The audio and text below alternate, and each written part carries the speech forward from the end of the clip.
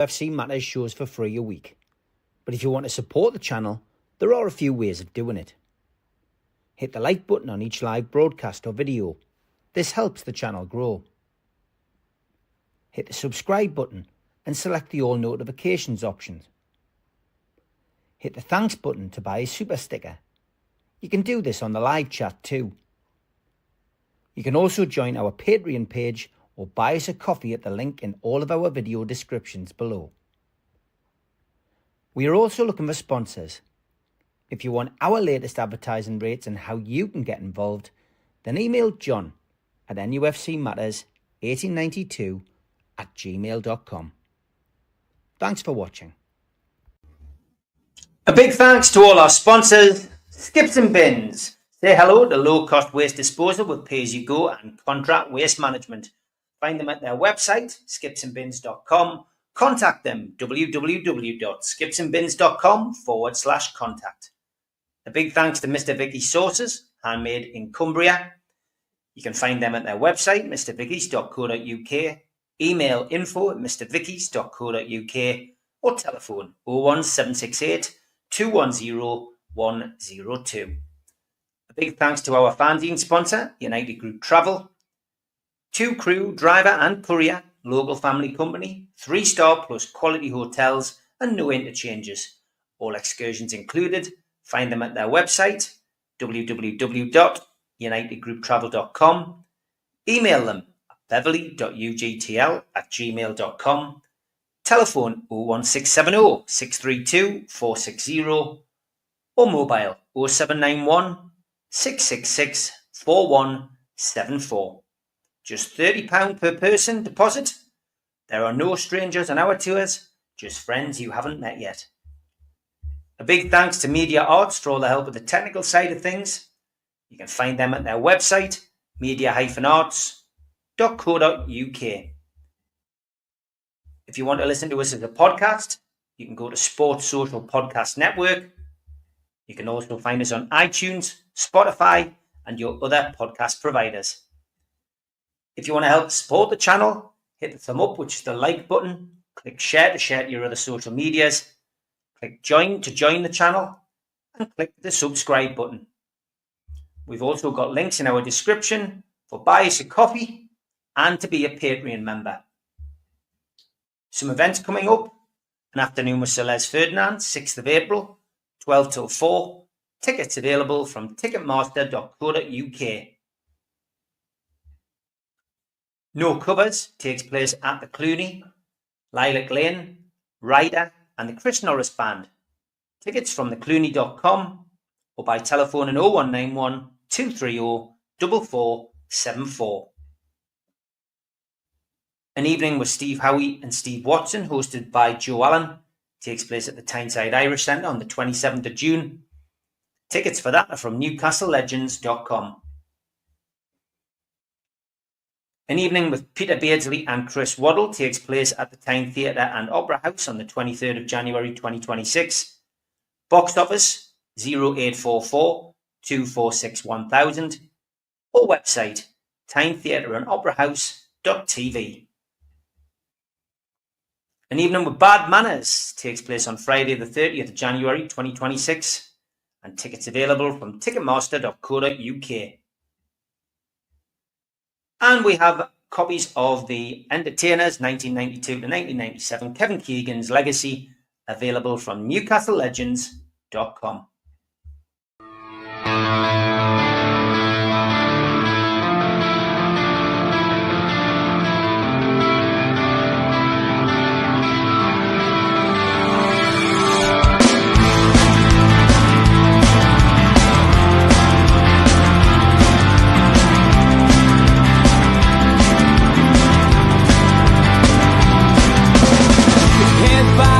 Critics attack. It feels like I've been talking to myself again.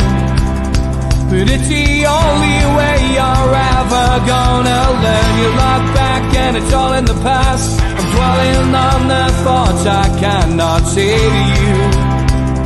If I don't say the words, then maybe it's not true.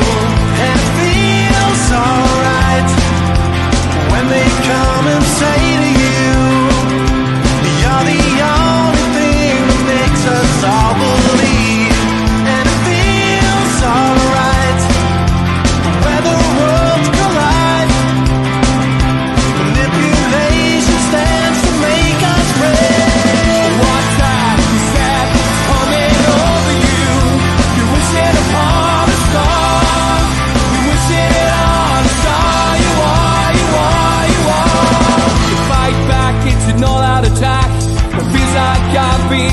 walking on the world's machine.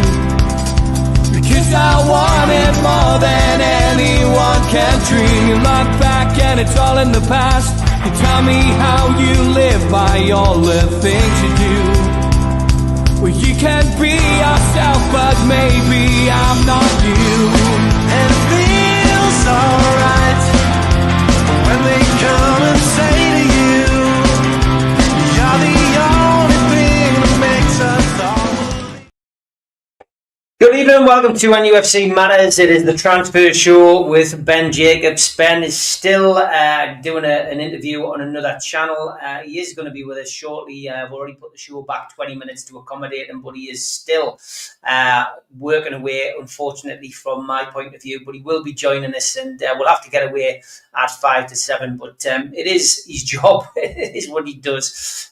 So there is no, no possible way that we could have done it any other way. So, let's first of all just address a couple of the things in the chat, and that's, Andy Ford. From your perspective, I understand your frustration. What is the point of this show? The transfer market is in the bin. Newcastle are definitely not signing anyone this January. You're better off talking about the fish and other weather.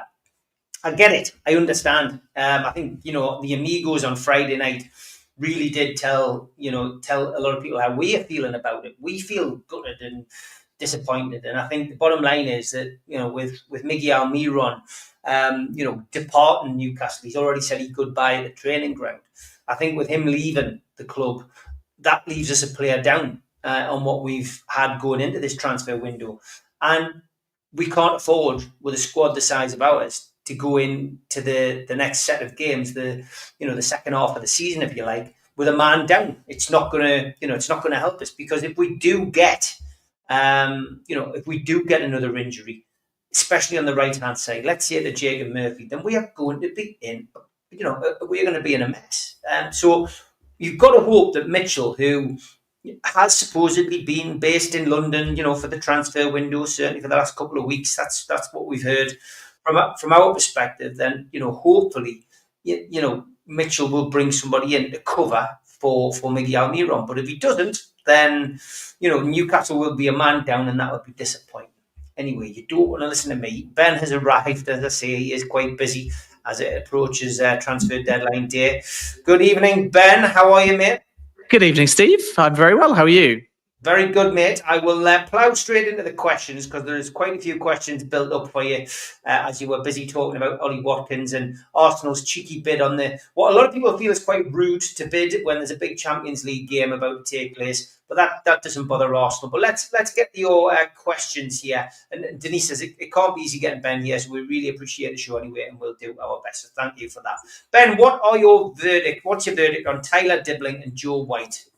Yeah, just on that Watkins thing, by the way, I think it's just worth people understanding. It might appear like the timing is dreadful because it's a massive game for Villa in the Champions League, but it is worth pointing out that the Saudi window, and this will obviously end any Newcastle links as well, though we know Shabab have moved on to a different goalkeeper, but the Saudi window closes on Friday. So you have a situation where if Arsenal want Watkins, they can't just wait and see whether Saudi get Duran over the line without influencing it, because if that gets done between now and Friday, then it's irrelevant if Arsenal want Watkins heading into the weekend or early next week. So I actually think that Arsenal's hand was forced to an extent. Then regarding Tyler Dibbling, I think you've got Newcastle, you've got Tottenham, who are both credible suitors. And the other name that I've heard more recently is Leipzig as well. And then there's a club, for example, like Manchester United, who when Dan Ashworth was there, same as when he was at Newcastle, really likes Tyler Dibbling. So there might be a possibility that someone tries their luck, knowing that this is the maximum valuation that Southampton are going to get.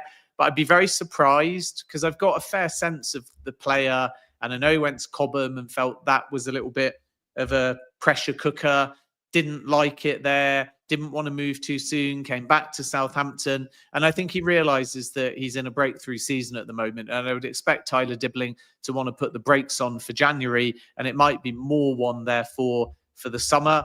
And I think the situation with Newcastle is that they have a historical interest. They know that currently the valuation of Southampton is somewhere in the region of 55, even 60 million, which is far too high for Newcastle to be paying. So I don't see this one happening now. But what I would say is that come the summer, I expect Newcastle to be in the mix. And then all of the other kind of attack-minded, mostly right-sided players, your Anthony Elangas, your Jared Bowen, even though he recently signed a West Ham deal, they're there as well. And I think everyone's kind of talking about what if Newcastle don't get Champions League football, what will happen to the big stars? But why not be more positive about it and say what will happen if Newcastle do get Champions League football? And then you've got a situation where if Forest don't, if West Ham are mid-table mediocrity, do some of the players that rebuffed the approach from Newcastle, or do some of the clubs that were not prepared to sell change their mind? So there are glass half full, glass half empty type ways of looking at it. And many of the headlines maybe frame more about a club wants a Newcastle player. It might be possible in the summer under one scenario, but what about the other where Newcastle can be quite ambitious? And then with Joe White, not a massive amount to add on that at the moment. We know that he's a player that Newcastle would like to get some kind of minutes for, and there is interest within the Football League. That's about all I can say at the moment. I think that there's a possibility at this stage that Newcastle will discuss with MK Dons whether or not there's kind of anything there. I know some are saying, could you just bring back to Newcastle? Some are saying there'll be other suitors there, perhaps a little bit higher up the pyramid. But I'm not so sure that anything's developing at that point with Joe White. It wouldn't surprise me if that particular scenario, again, is one more to assess during the summer.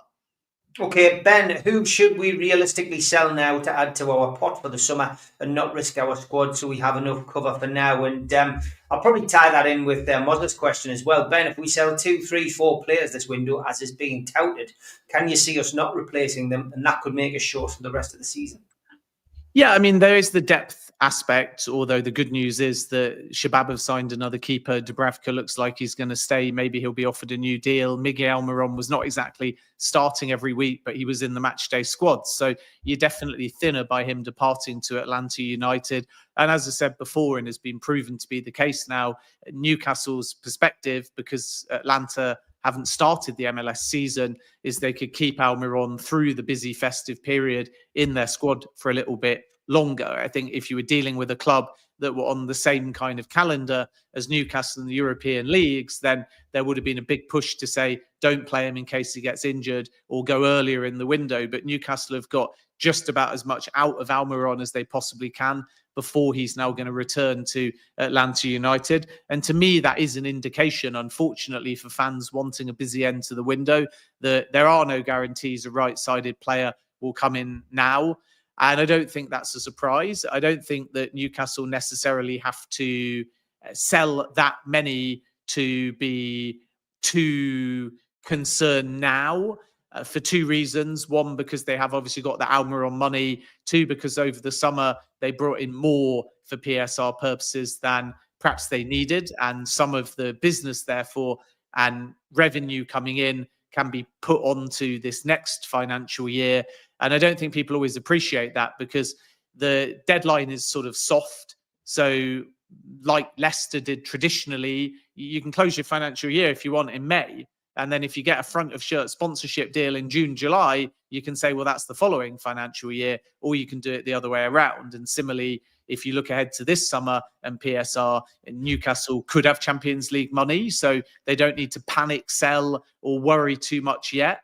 Alternatively, they may close their financial year right on the so-called deadline and then use the 6 weeks after for a near-miss period. So we're actually dealing with the last few days of this window and the first half, if not the first 2/3 of the summer. And if you do add Champions League money and enhanced prize money by finishing in the top 4 or the top 5, they might feel that they're okay with an Almiron fee coming in. And then we have to wait and see. But I'm not told that it's like last summer where it's kind of 50 to 70 million needed. I think that if they do need any more money to balance the books for PSR, you're probably looking at half that amount. So maybe at the lower end, 20, 25. maybe at the top end 40, 45, which means that it isn't a Gordon, Guimaraes, Isak, one of those three have to go. It's probably more a get Trippier off the wage bill. Sean Longstaff could be one to watch this winter. Everton are one of the clubs that have made an inquiry about him. I'm not aware that anything has advanced at this point.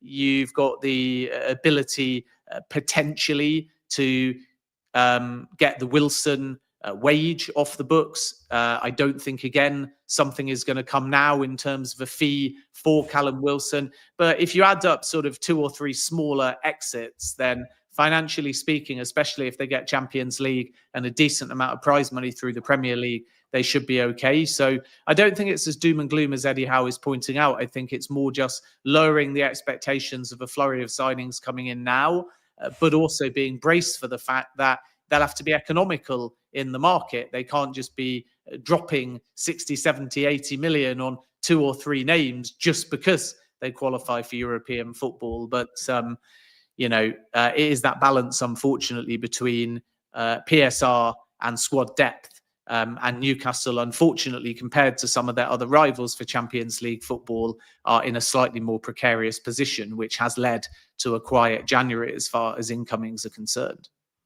Okay, Alan McKenzie, good evening. He says, Ben, the redevelopment of Manchester surrounding Old Trafford and the new stadium plans, could this be beneficial to Newcastle's project going forward, he says? Could be, yeah. I mean, it's just good, isn't it, to see, hopefully, a collective approach between City Football Club and, as we now know, government. And in that case, they're very fortunate because you've got this big sort of new stadium plot of land behind the Stretford end. So a bit like Spurs, I suppose, when they moved from White Hart Lane to the Tottenham Hotspur Stadium, there's no real debate over, are we moving from the heart of our community? So option 1, they'll redevelop. Option 2, they'll build a new stadium, but they're pretty much in the same place. And either way, part of the same wider development. So what that tells you maybe is that these football hubs that are also community spaces and are backed potentially by government, although we don't know definitively how Manchester United are going to pay for a new stadium. But all of that sort of gravitates sport a lot more evenly geographically. So we've moved away from London-centric. My kind of feeling is when you have a London Olympics in 2012, you're always going to be starting in the capital. And then in football terms, we've always had Wembley. And Jim Ratcliffe's been very clever because he said, well, why not build a Wembley of the North? So then why can't Newcastle build a Wembley of the Northeast and use some kind of precedent from that development? And I think that's probably the main benefit, that let's say hypothetically the government back a football and community project in Manchester. If Newcastle are working with the local authorities to do something similar, the precedent's set there. And if Manchester United were to get any money, and there's a big question mark over whether that will be the case, maybe Newcastle can get some funding as well. But I think the difference and the reason why that blueprint isn't necessarily that relevant to Newcastle is that you've got more of a private element in Newcastle's case. So it feels to me like Man United need backing, government support, logistical support, and potentially even financial support. It feels to me like with Newcastle, the Rubin brothers are the experts at this, and PIF will be happy to flex for maybe the first time and fund anything that Newcastle do, whether relevant St James's Park or whether on a new site. And therefore, I sense Newcastle's venture into redevelopment or potentially a new stadium will be very much privatized and driven in-house and funded without any issues. And therefore, you get a scenario where the end result might be another kind of northern version of a Wembley. And that will help because then Newcastle can get things like international games, non-sports income, all the things that give you that kind of leeway as far as your revenue is concerned. But I think the approach of Ratcliffe is to make it very public, very government orientated, and that precedent could help Newcastle. But I still think if they do anything, and they will obviously make a call eventually over redeveloping St James's Park or a new stadium, but I really sense it will be driven and funded and ran logistically in-house by PIF and the Rubin brothers. Yeah, I mean, I can understand a lot of the comments in the chat, and I don't want to get bogged down in this because I've only got Ben till 5 to. But yeah, Ben, why should the government pay towards a new Old Trafford when they've got owners rich enough to pay for it themselves? The Glazers have got $2 billion in dividends. They shouldn't get a penny for the stadium, says Craig. Blue Rhythm Boy says, I can't agree with taxpayers putting the bill for multi-million-pound stadiums when there's all that money in football, much more important resources to fund the NHS, etc. So lots of negativity towards that, and I can see why. What I'd say briefly is just that if it is funded, then first of all, it cannot be 100% funded, and it will not be. And second of all, the money has to be basically for a bigger picture. So if the stadium is part of a broader development and a precedent is set for some kind of government funding, and it is an if, so we shouldn't be too triggered by it at the moment for those that are against it, because it may be the government say, no, you can pay for it yourself, and they agree with a lot of comments. But if they fund part of it, the funding will be around the wider community. So is there housing as part of the new stadium and development? Are there hotels? Is there job creation? Are there things that are non-football that are intertwined and linked as part of the project that warrant a government grant? And if that's the case, it should be exactly the same for any other football club. So that's what I mean about precedent, that this can't just be one club gets money, another club doesn't. If the projects have similarity and there's precedent for government funding in part, then every football club should be able to argue the same. And I know the funding feels like, well, they're just paying for it, but actually it's quite sort of secular if you don't think of it as paying to build a stand, and you think of it as investing money to ultimately drive revenue and get a return, then there can be something that's mutually beneficial. So if something related to this project, Newcastle project, any project is creating jobs, if it's driving revenue in the community, if that revenue has a cyclical cycle and some of the project is council owned or government owned, then the money put down can sometimes effectively be with a view to a return on investment.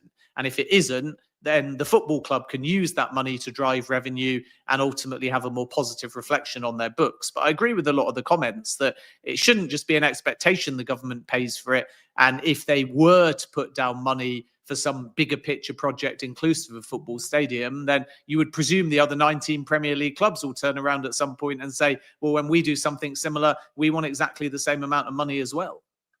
Yeah, I would agree. Okay, let's get back to the questions about Newcastle United. Gary and Jeff ask a similar question. Ben, if we keep our powder dry and don't buy anyone until the 30th of June, how much of a transfer kitty do you think we'll have to spend? And Jeff says, Ben, I think I'll regret asking this, but what do you think our budget will be in the summer? And you've been fairly accurate, right? Because, we've had you on here, a long, long time now, Ben. And, Stu Penman certainly thought we were going to spend a lot of money, in a transfer window. You were quite negative, I would say. A lot of people felt you were being negative, but you were right, Ben. For once, yeah. But I mean, it's not about I was right. And certainly there's no I told you so. I'd love to see Newcastle go on a big spending spree, be comfortably within PSR and be challenging for honours, because it's a great club with a great fan base. But the reality is that, once again, budget is not budget. Budget is net spend. So this isn't about saying they can spend X. This is about saying, my sources tell me that they'll first need to bring in that number I said before, which could be somewhere between 20-25 up to 40-45. So that means we're fine for PSR. Now, that money could be anything from, for example, prize money that's higher than they budgeted for originally. Alternatively, it could be partially the sort of 8.5 million plus add-ons that they've got for Miguel Almiron. So we don't know exactly how much of the money they need to satisfy PSR is outstanding, and we probably won't until the season ends. But the good news is that, and this is every club, by the way, and I think I've said this before, but I'll reiterate, I'm talking only in financial terms and not in football terms.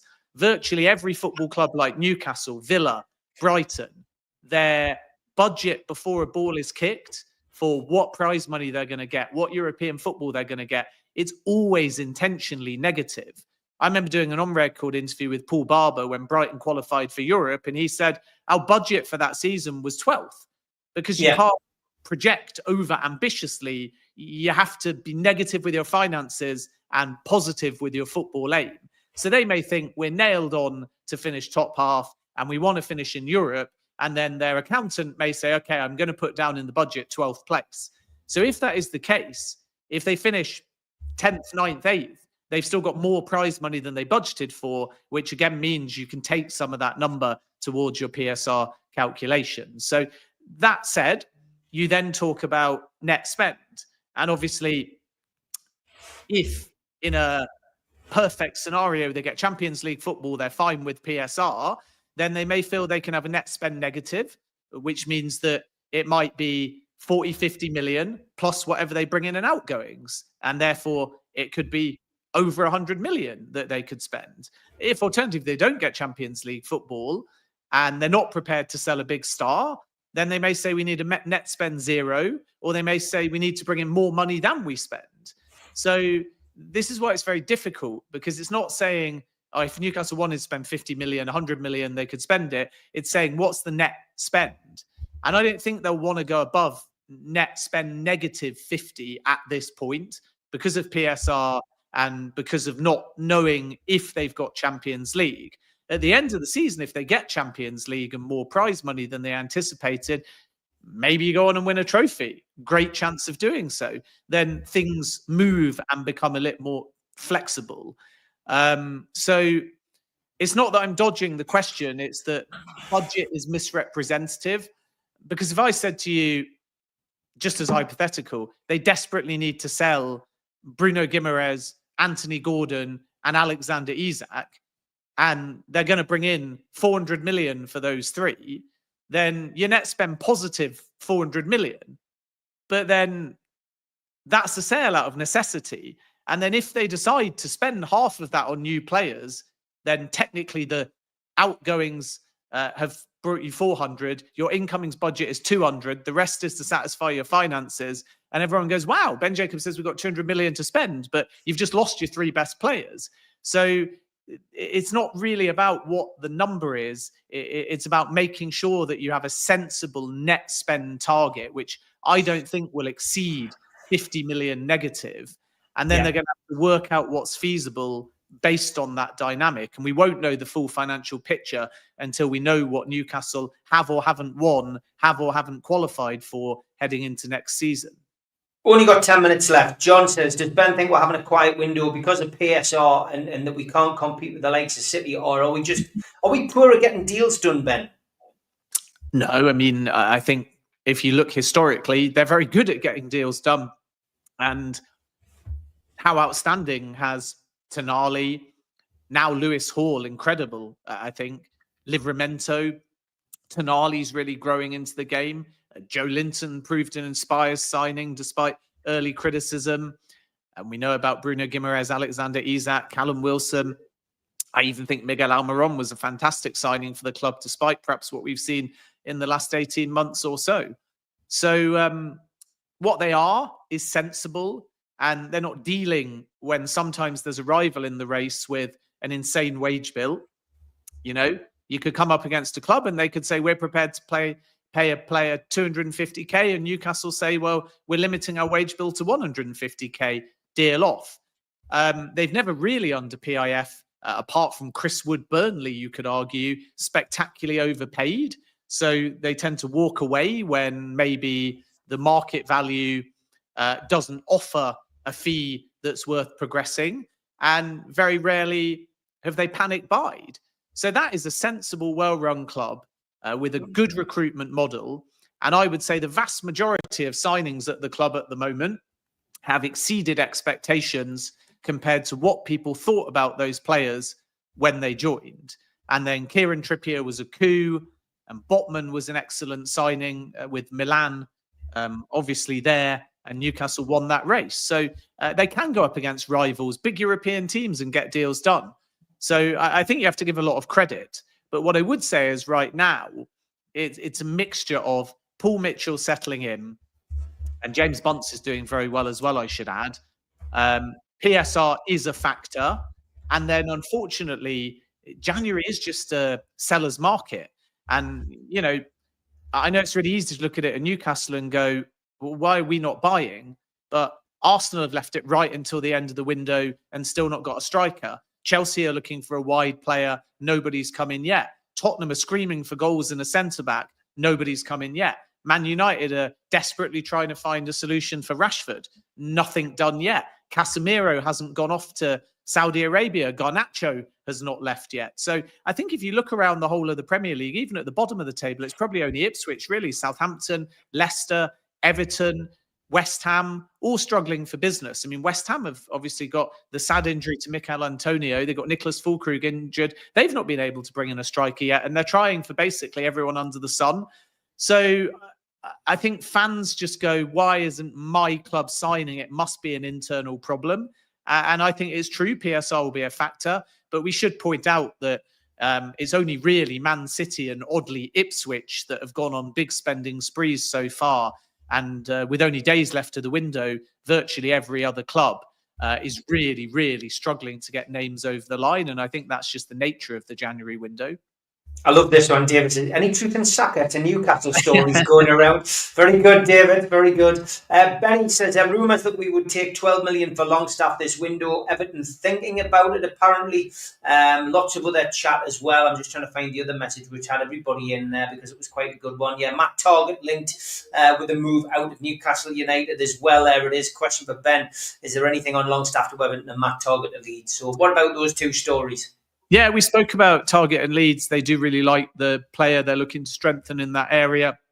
I still think Eddie Howe's a bit of a roadblock to that one, even though he's not playing that much. So I'd be surprised if Leeds get that one over the line, but not impossible because they have a genuine interest. Longstaff is the more interesting one. I think all parties are willing to find a solution. And it's like I said to you before, you know, maybe that 20, 30, 40 million to satisfy PSR can come from 2, 3, 4 sales or 2, 3, 4 players off the wage bill. And Longstaff, I'm told, they may be willing to do business for in the region of 10 million.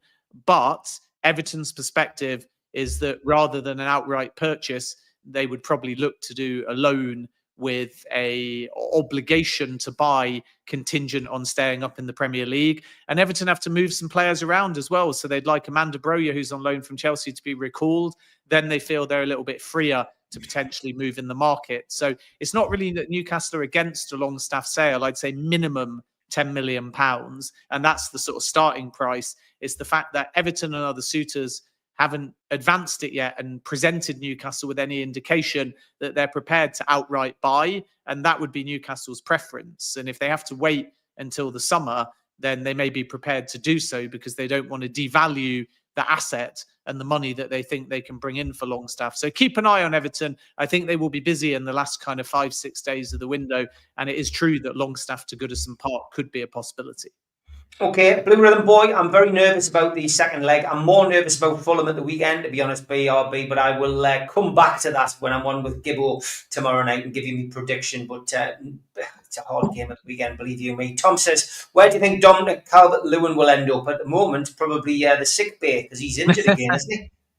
Yeah, I think there's a market opportunity there at the end of the season for sure. We can't rule out Everton offering him improved terms. I don't think Newcastle, because Newcastle basically had a deal with Everton, but not with CalvertLewin. And I'm not sure that his individual demands and all the affiliated costs of the deal have really changed. So my gut feeling says Dominic CalvertLewin will go elsewhere. It wouldn't surprise me if West Ham can't find a permanent solution now, if they come in for Dominic CalvertLewin in the summer. Right now, it's very much West Ham looking at Andre Silva, Evan Ferguson, but Leverkusen are really pushing for a loan deal for him.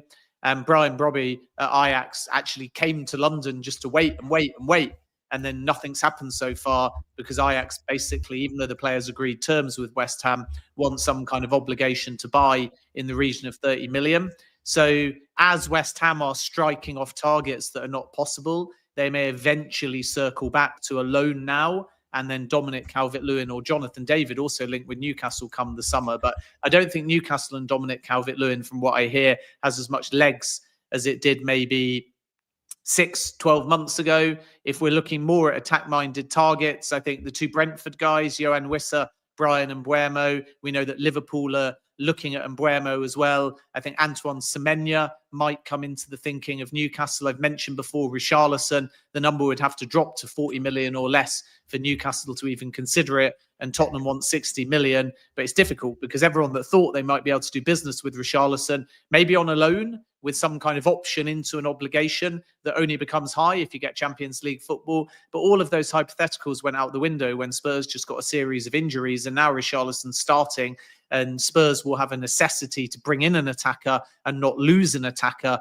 and then wait to resolve the situation of Richarlison come the summer. So the kind of whispers around maybe Richarlison and Newcastle have died down. They never made any kind of approach towards Tottenham, and Tottenham are not looking to lose more players because half their squad are out injured at the moment. Okay, Brandon, I think, is an Arsenal fan who will be coming on our show on Monday on the Fans Forum. If I had 50 million to spend, definitely Saka, Brandon. Definitely Saka. Ben, I'm struggling to find a question that's not going to take longer than 5 minutes to read. I know you've got to get off. I'm going to give you this one, so find your own way of finishing this at 5 to 7. We'll do a quick fire round. We'll get through as many as we can. We'll just do. There isn't any quick fire questions. Answer this in 3 minutes. Question for Ben. Compared to last 3-year cycle, we dropped a £70 million loss for the 21-22 year and replaced it with a profit of 35 million after player sales for 23-24. So how do we have a 25 million to 40 million PSR hole? Can you answer that, Ben? Well, it's not just about what drops off and what came on the last financial year. It's also about this current financial year as well. So as you can imagine, certain things happen in the club in the current financial year that will end this summer. And even on the last financial year, that will be very different. And one of them might be a new deal or series of new deals. So players will have increases. Another will be bonuses and wage bills that change.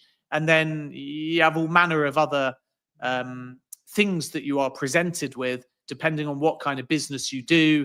Do you sell a player with a book profit or a book loss? Do you buy a player and amortize it? What are the payment terms like? Does it go straight onto the current financial year in part?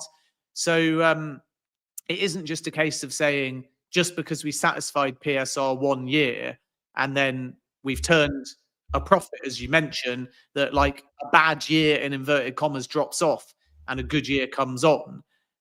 There can be many, many other things. Has the club increased any revolving lending facility? What would happen if in the summer Alexander Isak signs a new deal and has a significant sign-on fee or wage increase? What would happen if heading into this financial year, because they didn't have European football, some of the deals they'd projected, some of the deals that they've signed, some of the deals they've already had, what if they have reduced clauses for seasons without European football? All of these things are possible. And the honest truth is that we won't know the full answer until we see, and I think it's March, the full set of accounts for 23-24. And in addition to that, we learn of, come summer, what kind of financial position Newcastle think they're in. And, you know, when you see the books, sometimes you might see, well, overall that's positive, but then you'll be like, oh, actually, even though overall it's positive, there's like a one-off cost on that year from outgoings that's turned a profit. But maybe you see revenues down, sponsorships down, and all manner of other things. I'm not saying that will be the case with Newcastle, but then you can kind of go, well, in 24-25, we can project that if there's a pattern of revenue drop, maybe that will continue. Whereas we can strike off that one-off sale that almost gave you an artificial boost in income that will not be there year on year on year.